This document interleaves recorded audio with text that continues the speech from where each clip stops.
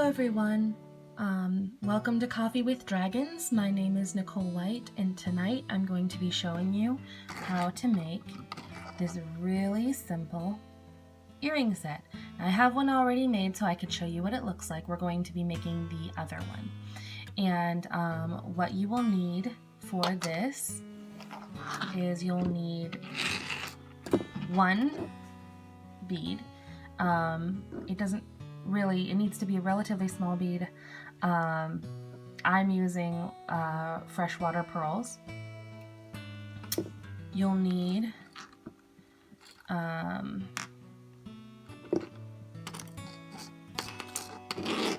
16 gauge wire. This is 16 gauge wire. It's about half a foot long, roughly 6 inches long. Or, I take that back, it's about 3 inches long. More like guessing. You'll need a small piece of 20 gauge wire. And this is probably about 1.5 inches. And then you'll also need a piece of either 22 or 24 gauge wire.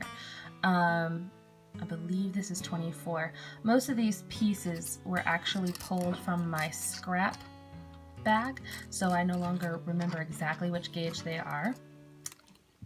But if you remember 16 gauge, 20 gauge, and 22 or 24 gauge, you should be great.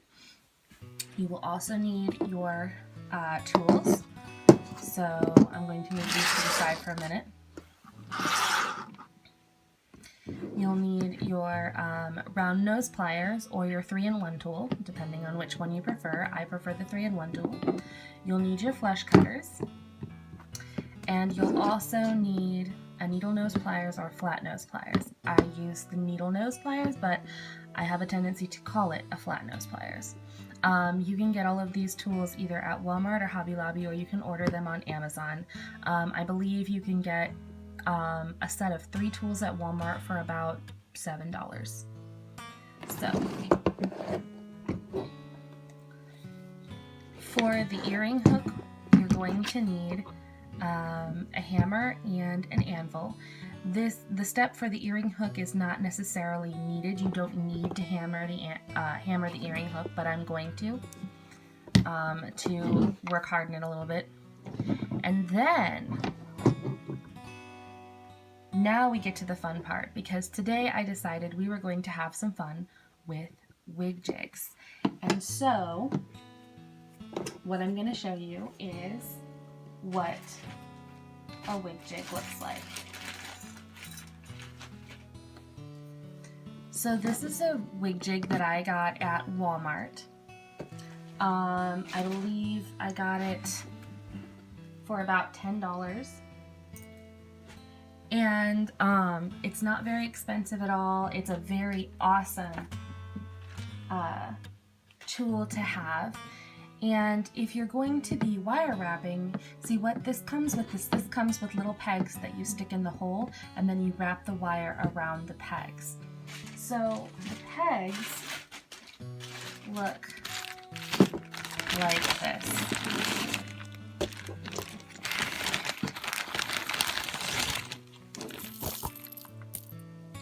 And as you can see, I have a mixed assortment of pegs here. I have some metal ones and some black ones. The black ones are actually the ones that come with the Walmart wig jig, and they just fit right in the hole. You can see it. See?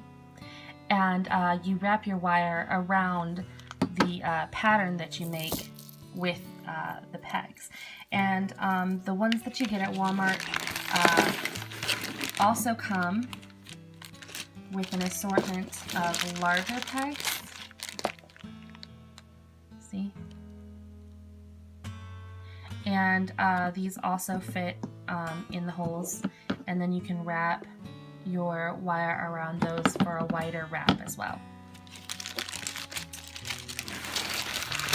Now, a lot of the times, the wig jigs that you get will come with pattern paper. And as you can see, this is a piece of pattern paper that I've actually used before. And so this design here, if I'm going to come a little closer so you can see. As you can see, I've actually got these the lines filled out in different colors, and that's because there are actually 3 separate patterns in this piece. The 3 separate patterns are used with the wig jig, using different pegs in place, and then of course I have to take the pegs out and put them in different places for the different patterns. But what this does when I've finished all 3 pieces, then I hook the pieces together in this particular pattern, and I wrap them with wire, and this this pattern actually made this necklace.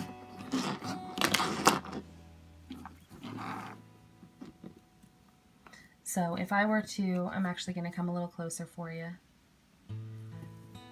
If I were to take this necklace and fit it right over the pattern, just like that. And so this pattern, these 3 patterns that I did and wrapped together are actually what made this necklace here. And if you look at the back of the necklace, you can see how everything is held together with wire, and a lot of this wrapping back here is what's holding on the beads in the front. And I also added an extra little piece of wire here to strengthen it, because I was having issues with the wire wanting to bend a lot.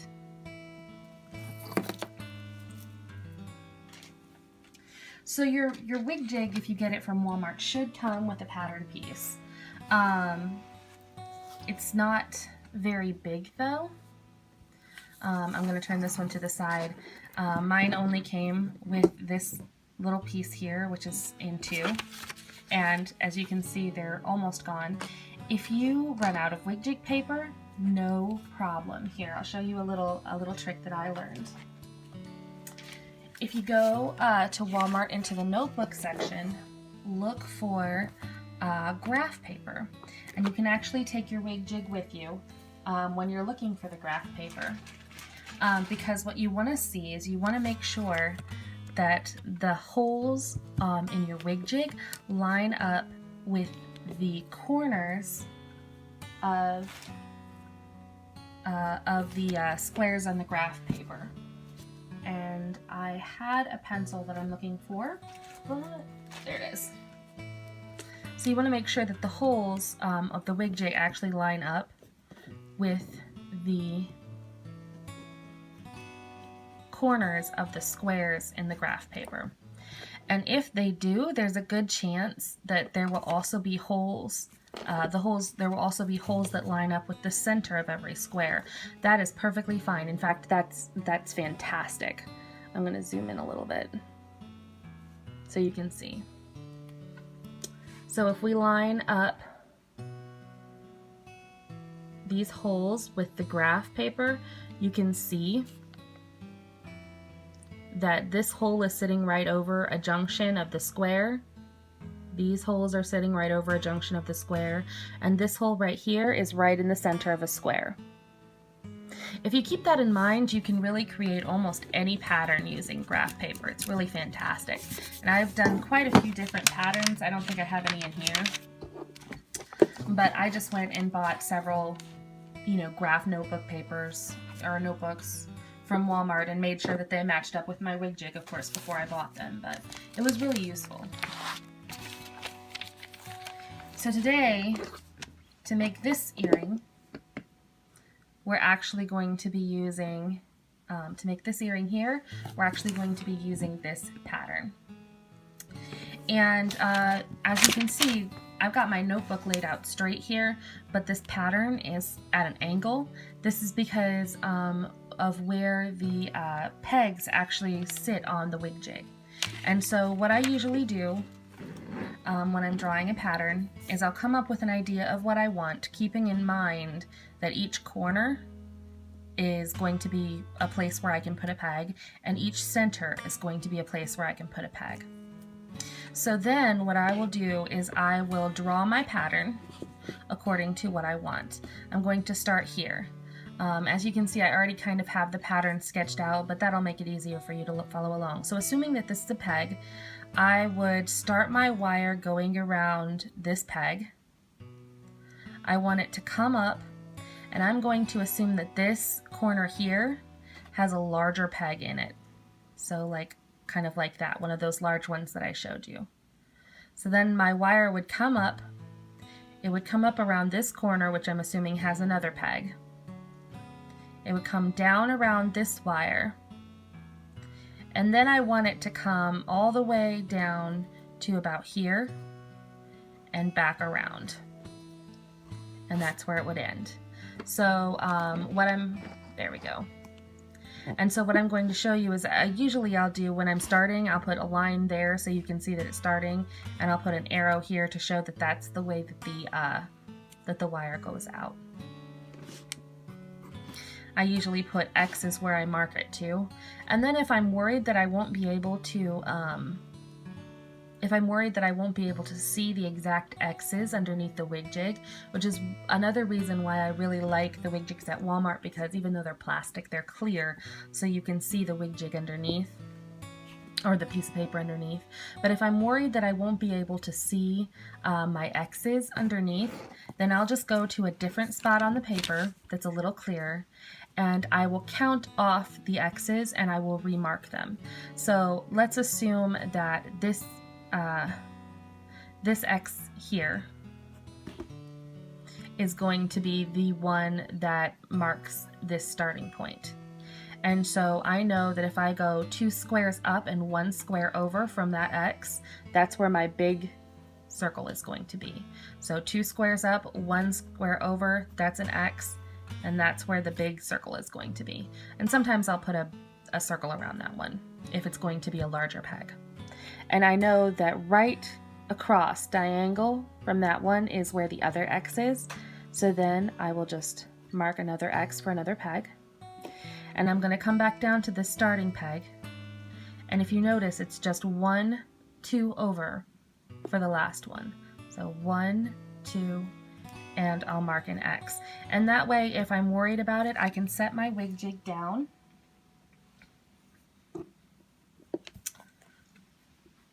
On the paper, and I'm going to tell you something right now. These lines here indicate that the wig jig should be set, these lines that I drew here on the side indicate that the wig jig should be set diagonally instead of straight. So instead of setting the wig jig like this, like I normally would, to put the pegs in, I want to line the holes up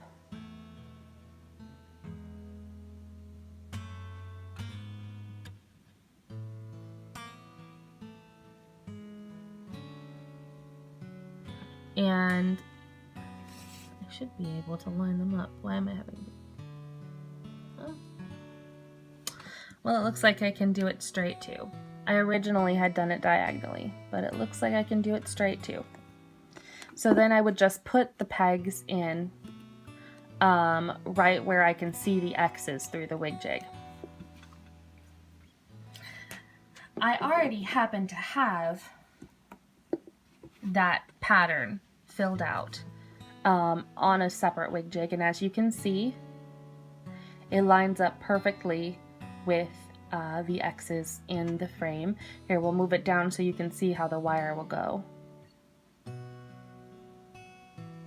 And you can kind of see how the wire will go. Now, you can, if you're a beginner and you're not sure you'll be able to follow the pattern correctly, you're welcome to start your wire with your wig jig over your graph paper so that you can see the way the wire is supposed to go. I'm not going to do that just because I have done it so many times. Actually, maybe I will. I'll set it right here so that it's actually more visible. All right. And so now what we're going to do is we're going to start with our 16 gauge wire.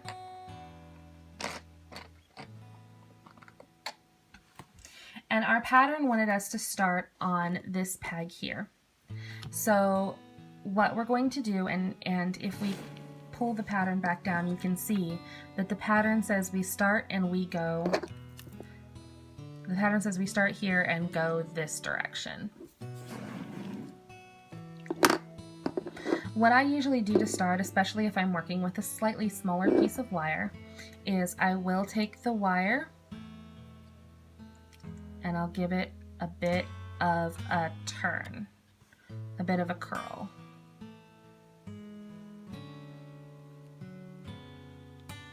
And that will just help it sit around the peg easier. And it's not, I don't want it to be this big, so sometimes if you go a little bit over so it's easier to cut later, that's perfectly fine too.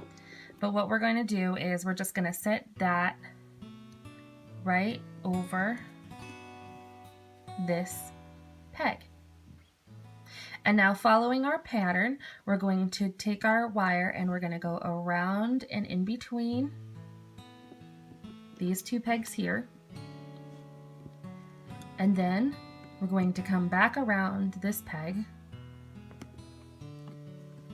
and we're going to make this one go all the way around. You might have trouble like I am keeping the wire on the jig. That's okay. But we're going to take our wire all the way around so it makes a little loop at the top. And then we're going to bring it back down and we're going to bend it a little bit out of its way. And then I actually originally had another peg there, but then we're going to take the end of the wire and we're going to go all the way around that last peg.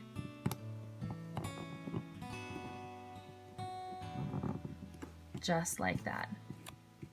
And now you can take your wire off of the jig. This is how it comes out. As you can see, it doesn't quite look like this just yet. But that's okay. We're going to keep working on it. So the first thing I do once I get a wire frame off of a jig is I start using my needle nose pliers to kind of force it into shape. I'll take my flesh cutters and cut off the extra tail here.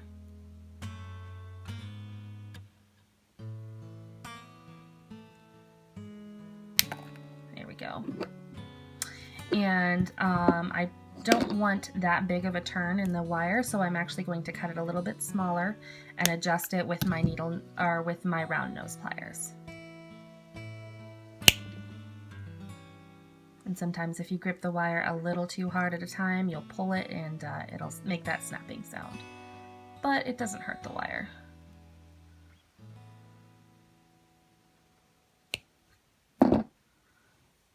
There, and that's a nice small curve.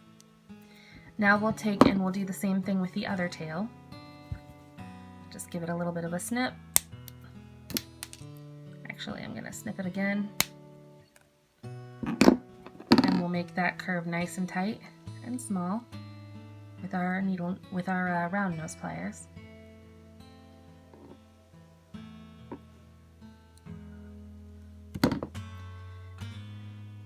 There. And now what we're going to do, well, I'll straighten the top a little bit, make sure it's not wonky. And now I'm just going to bend these kind of together a little bit so that the edges are almost touching, see? And as you can see, it's starting to look more like the other earring. Only this one, we're going to want to go this direction.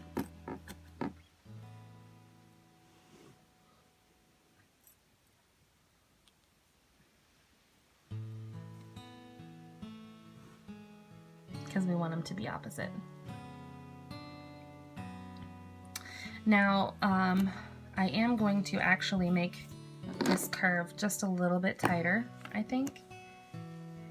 And that's one of the beautiful things about wire wrapping is you can really do it any way you want. If you're not happy with the way something is quite turning out, you can just go back in and try and fix it until it looks the way you want it to. There, that's better. It doesn't look so pronounced. So now what we're going to do is we're going to start with the wire that we're going to use to put that bead on. I'm going to move these little scraps out of the way.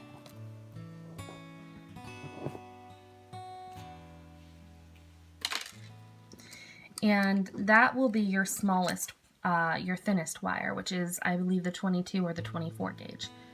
And what you'll start doing is you'll start by wrapping a little bit around this long thing. And what I'm going to do is I'm going to put this wire here through here, so I have a bit of wire hanging out over the top. And I'm going to just start a very small fine wrap just around the long wire for now, the longer bit right here. And for this, I will probably use my pliers. Now, before I get started, I want to show you how I'm holding the wire. Everyone holds their wire differently, and it depends on which piece of jewelry you're making, on how exactly you're going to hold your wire. As you work more with wire, you'll get your own way of doing it, and you'll be able to, like when I say I'm holding it this way, you can hold it whichever way is feels best for you. But I do tend to, when I'm doing this kind of wrap, I do tend to kind of clamp the wire between my middle finger and my pointer and ring finger, kind of like this. And that way I can also hold the piece between my pointer and thumb. You don't have to necessarily do it that way, but for me, that's the best way that works. And because this is such a small piece of wire, I'm using my needle nose to help me pull the wire tight.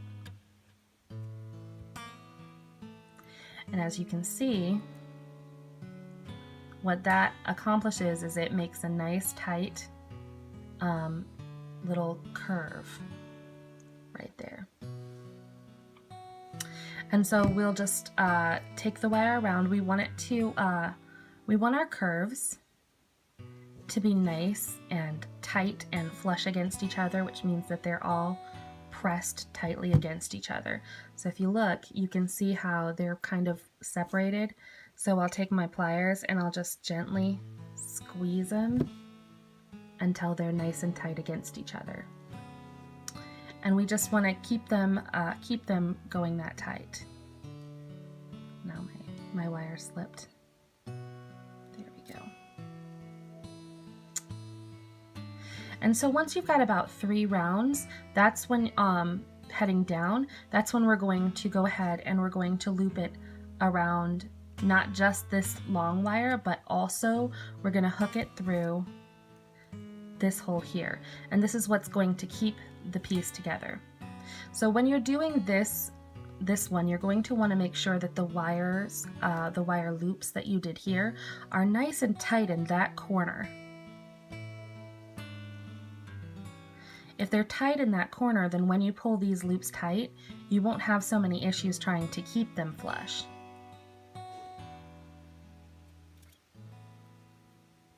And we'll just go through again. And you'll go through until you finish, pretty much fill out that hole. If you're having trouble with keeping them flush, don't be afraid to take your pliers and kind of just press them close together.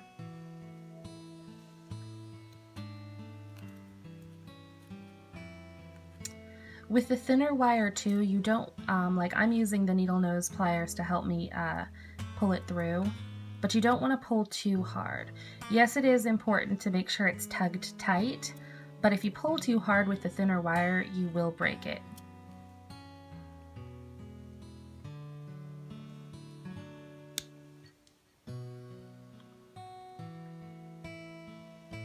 And so now I'm going to finish this off by just taking it around only the long one a couple of times.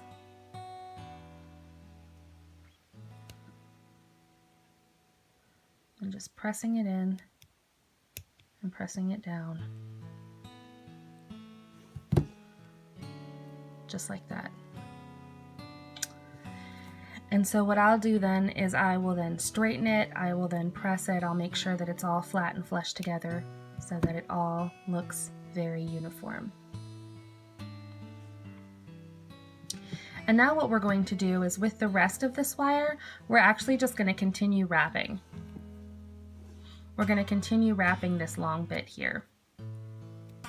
And again, we want to make sure you can use your fingernail or your pliers, but we want to make sure that our curls are staying nice and tight.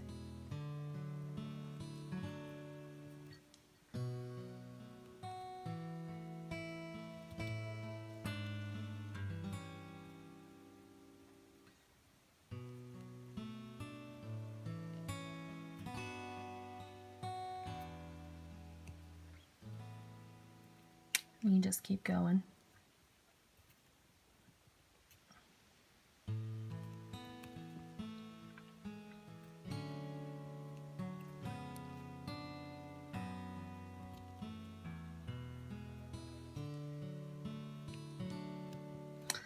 And what I'm doing, what I have a tendency to do too is that I will eyeball it until I think it looks like it's about either the same size for the earring, or if I was doing this for the first time, I would eyeball it until I thought it looked like a good place for the pearl to fit. One of the beautiful things about wire wrapping, or any kind of art form really, is that there's no right or wrong way to do it. I mean, you can do it uniform, but that doesn't necessarily mean that it's right. And I think I'm gonna measure it here. Yeah, go up a little bit.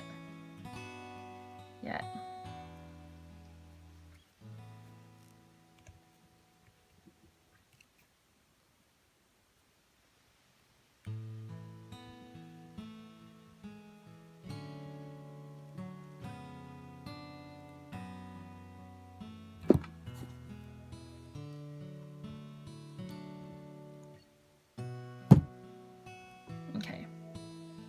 And now it's time to put our pearl on. So now that we have this wired to the right size, we'll just take our pearl or our bead, or whichever, you can use a crystal, you can use a glass bead or whatever, and we'll just add it to the earring, just like that. And then we'll continue wrapping on this side so that the bead stays in place.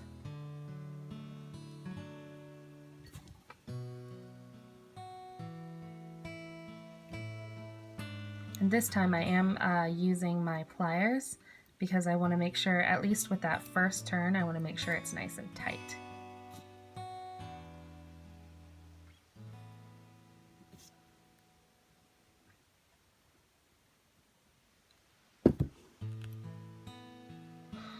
If your bead isn't tight in there, I mean, it's okay. But I like to keep it tight in there because I feel like it sort of bothers me when I hear something rattling around when it's next to my ear. If I know I could have fixed it. That's just me though, that's not necessarily something that everyone has problems with.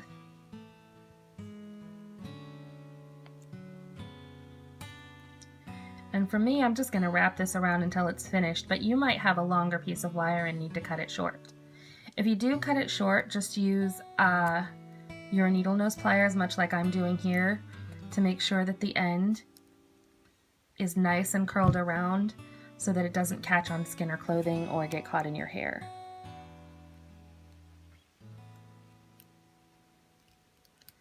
And I'm just going to press this a little bit.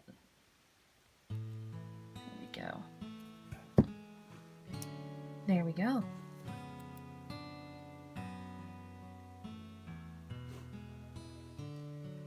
Now we're going to make the earring hook. And since we're doing wig jigs today, I thought it would be fun to do a wig jig earring hook. Much like what we did before, I already have a pattern for it drawn out. And as you can see, it's pretty simple. So like we did before, if I were worried that I couldn't see it through, I would redraw it. So I know that if I go up a corner from that, I draw it there. And from there, I would go down to the middle of this square over. And so this is where my pegs are going to be. And I already have that fixed.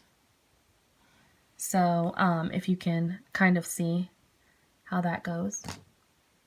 And if I were to lay it across, you could see how the wire is going.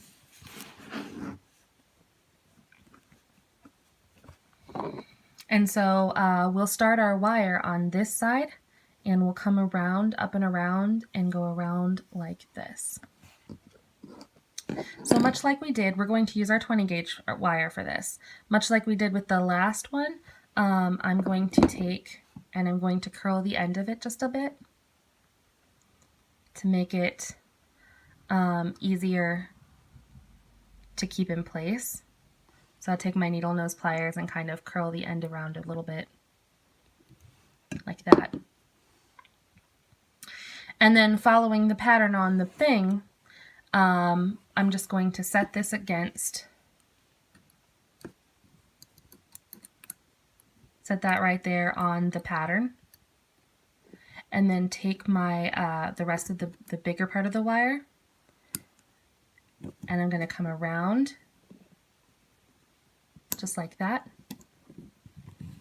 and I'm going to come around until I catch on this side, and I'm just going to hook it a little.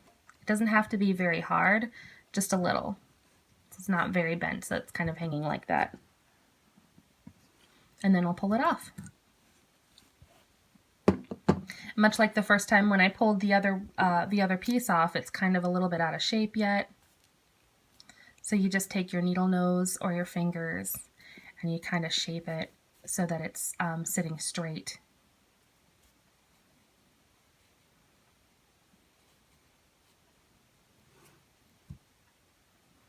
I'm actually going to snip this little round bit a bit because I don't want it to be quite that large, and use my round nose pliers to just bend it in a little bit. There we go. And now I'm going to take my snippers, because we don't need that extra long tail, and I'm just going to snip off a part of it right here.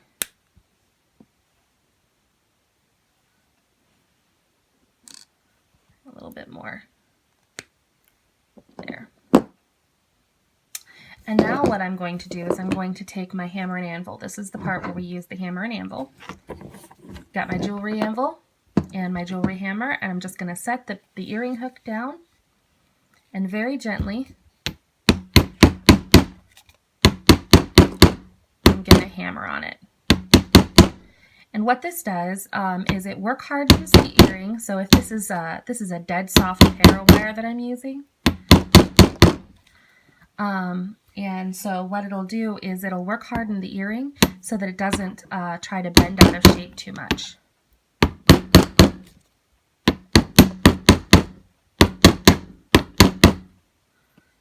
And I'll just flatten it like that. All right, and that is the result.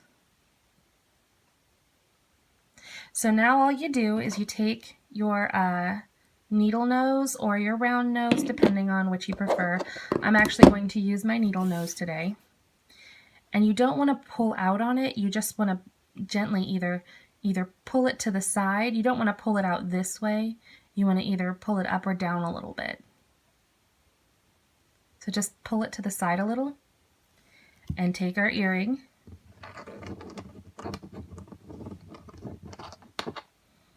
and we're just going to hook it on.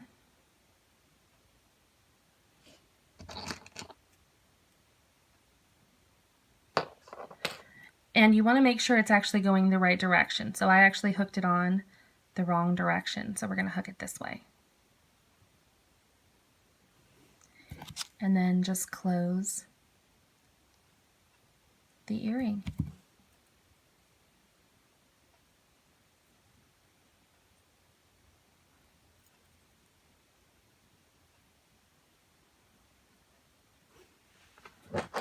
And there you have it. Oh, I hooked it on wrong.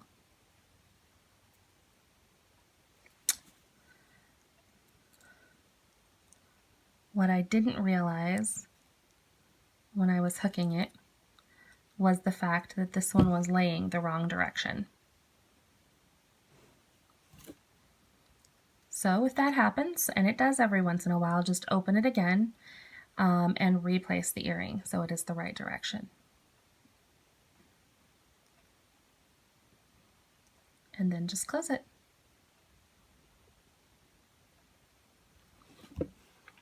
And there you have it.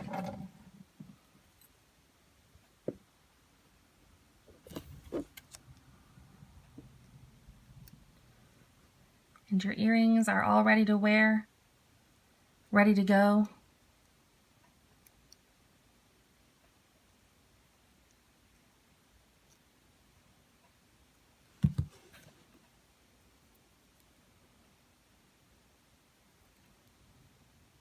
There you are. And that is essentially how you make a pair of wire scroll earrings using a wig jig. It's very simple. The wig jig can really be the friend of any wire wrapper, new or experienced.